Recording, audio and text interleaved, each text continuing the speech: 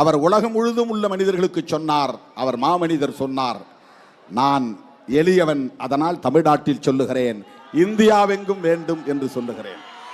அவருடைய கொள்கையை பின்பற்றி சொல்லுகிறேன்.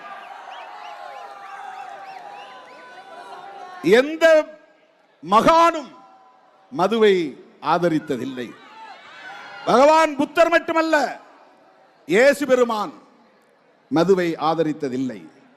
அதைவிட உலகம் முழுவதும் போற்றப்படக்கூடிய மதுவை தொடக்கூடாது என்பதை இன்றைக்கும் நடைமுறைப்படுத்திக் கொண்டிருக்கிற ஒரு மார்க்கம், ஒரு சமூகம் இருக்கிறது என்றால் அது இஸ்லாம் மார்க்கம், இஸ்லாமிய சமூகம் என்பதை யாரும் மறுத்துவிட முடியாது. இன்றைக்கு நீங்கள் சவுதி அரேபியாவிலே மதுக்கடைகளை பார்க்க முடியாது. துபாய் போன்ற அரபு நாடுகளிலே மதுக்கடைகளை பார்க்க முடியாது. நபிகள் நாயகம் தோன்றி மறைந்து